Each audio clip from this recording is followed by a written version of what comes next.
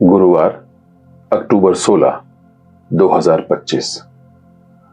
हमारे प्रतिदिन की रोटी मिनिस्ट्रीज की ओर से आप सबको मसीही सलाम मिले। आज के संदेश का शीर्षक है मैं कौन हूं, टिम गुस्ताफसन की ओर से।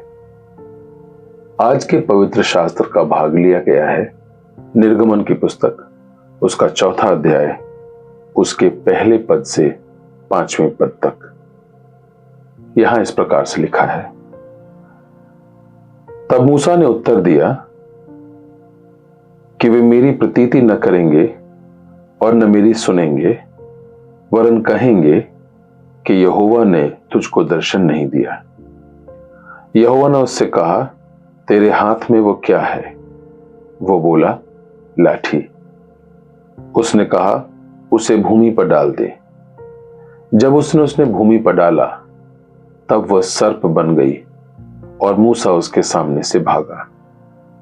तब यहोवा ने मूसा से कहा, हाथ बढ़ाकर उसकी पूंछ पकड़ ले कि वे लोग प्रतीति करें कि तुम्हारे पितरों के परमेश्वर अर्थात इब्राहिम के परमेश्वर, इसहाक के परमेश्वर और याकूब के परमेश्वर यहोवा ने तुझको दर्शन दिया है।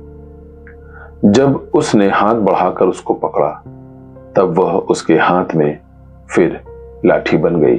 परमेश्वर अपने पवित्र वचन के पढ़े और सुने जाने पर आशीष दे।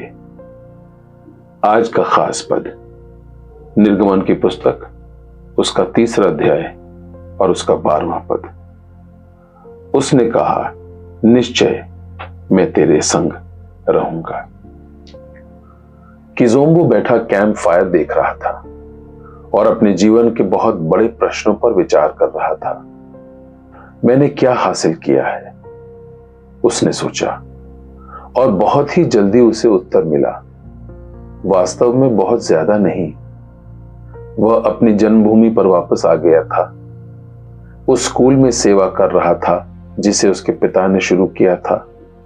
वह अपने पिता को 2 गृह युद्धों से बचने की सशक्त कहानी भी लिखने की कोशिश कर रहा था। मैं यह सब करने की कोशिश करने वाला कौन होता हूं? किजोम्बो की शंकाएं मूसा की तरह लगती हैं। परमेश्वर ने हाल में मूसा को एक मिशन दिया था, इसलिए मैं तुझे फिरौन के पास भेजता हूं कि तू मेरी इस्राएली प्रजा को मिस्र से निकाल ले आए। मूसा ने उत्तर दिया, मैं कौन हूं? मूसा के कुछ कमजोर बहानों के बाद परमेश्वर ने उससे पूछा, तेरे हाथ में वो क्या है? वह एक लाठी थी। परमेश्वर के निर्देश पर मूसा ने उसे जमीन पर फेंक दिया। लाठी सांप बन गया। अपनी स्वाभाविक प्रवृत्ति के विरुद्ध मूसा ने उसे उठाया और फिर से वो एक लाठी बन गई। परमेश्वर की शक्ति में मूसा फिरौन का सामना कर सकता था। उसके हाथ में वस्तुतः मिस्र के देवताओं में से एक सांप था। मिस्र के देवता एक सच्चे परमेश्वर के लिए कोई खतरा नहीं थे। किजोम्बो ने मूसा के बारे में सोचा और उसे परमेश्वर का उत्तर महसूस हुआ, तुम्हारे पास मैं और मेरा वचन है। उसने उन दोस्तों के बारे में भी सोचा जिन्होंने उसे अपने पिता की कहानी लिखने के लिए प्रोत्साहित किया था, ताकि अन्य लोग उसके जीवन में परमेश्वर की शक्ति के बारे में जान सके। वो अकेला नहीं था।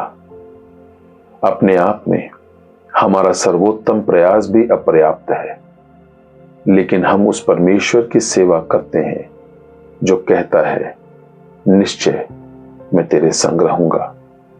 आज का प्रश्न, आपके पास क्या है जिसका उपयोग परमेश्वर कर सकता है? यह विचार आपको किस प्रकार से प्रोत्साहित करता है कि वो आपके साथ क्या कर सकता है? आइए प्रार्थना करें। पिता, आपके साथ मुझे किसी चीज की कमी नहीं है, चाहे कैसी भी स्थिति हो। परमेश्वर आप सबों को आशीष दे।